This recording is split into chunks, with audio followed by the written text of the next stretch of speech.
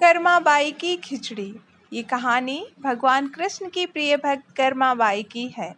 कर्माबाई बचपन से ही अपने पिता जीवन राम को कृष्ण भगवान की पूजा करते हुए देखती थी।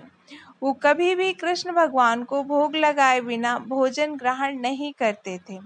जब कर्माबाई 13 साल की थीं, तब एक दिन जीवन राम को तीर्थ पुष्कर स्नान के लिए जाने की इच्छा हुई। साथ में उनकी पत्नी ने भी पुष्कर स्नान की इच्छा प्रकट की।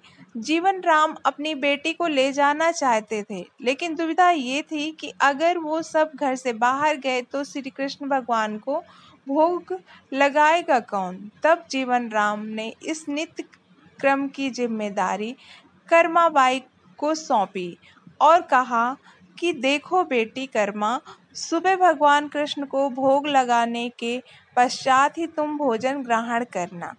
कर्मा ने भी अपने पिता को हाँ में हामी भर दी।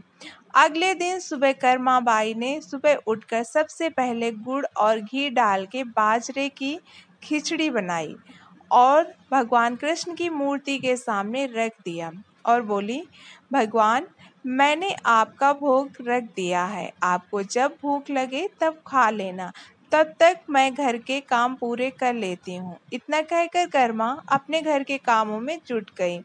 काम करते करते बीच में आकर देखने पर जब कर्मा को ज्ञात हुआ कि भगवान ने अभी तक तो खिचड़ी नहीं खाई, तब उसे संदेह हुआ कि शायद खिचड़ी में घी और गुड़ कम है, इसलिए भगवान कृष्ण भोजन ग्रहण नहीं कर रहे हैं। तभी कर्माबाई ने खिचड़ी में थोड़ा गुड़ और घी मिलाया और मूर्ति के सामने बैठ गई। वो बोली, भगवान, मेरे पिताजी जब खिलाते हैं तब तो आप खा लेते हो, तो अब क्यों नहीं खा रहे हैं?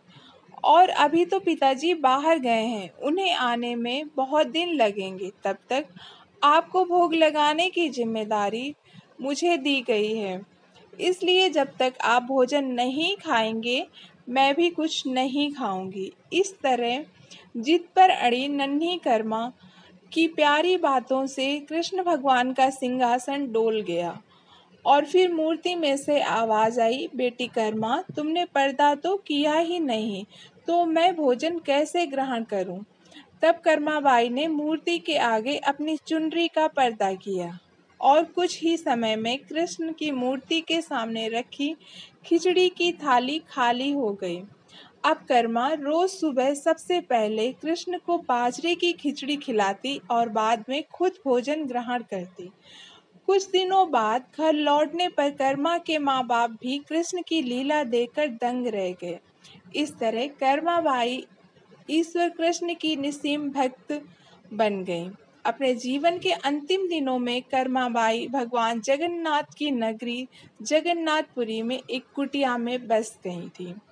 वहां पर एक दिन कर्माबाई की कुटिया के सामने एक तेजस्वी कांति वाला बालक आया और उसने कर्माबाई से कहा, मुझे भूख लगी है माँ, खाना दो।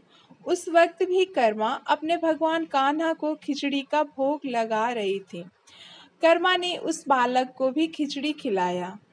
उसके बाद वही बालक हर रोज कर्मा के हाथ की खिचड़ी खाने आता था। ये सिलसिला कई वर्षों तक चलता रहा। वो बालक कोई और नहीं, स्वयं जगन्नाथ भगवान थे, क्योंकि जिस दिन कर्माबाई का देहांत हो गया उस दिन जगन्नाथ भगवान की मूर्ति की आंखों से आंसू बह रहे थे और उसी रात मंदिर के पुजारी को सपने में जगन्नाथ भगवान आए और अपने दुखी होने का कारण बताया कि उनकी परम प्रिय भक्त कर्माबाई गोलोक सिधार गई हैं। मैं रोज सुबह उसके हाथ की खिचड़ी खाता था। अब मुझे खिचड़ी कौन खिलाएगा? अगले दिन से मंदिर के पुजारियों ने निर्णय लिया, भगवान को रोज बाजरे की खिचड़ी का भोग लगेगा और उस भोग का नाम दिया गया कर्माबाई की खिचड़ी। दोस्तों, आपको ये कहानी पसंद आई हो तो प्लीज़ चैनल को लाइक करना और सब्सक्राइब करना।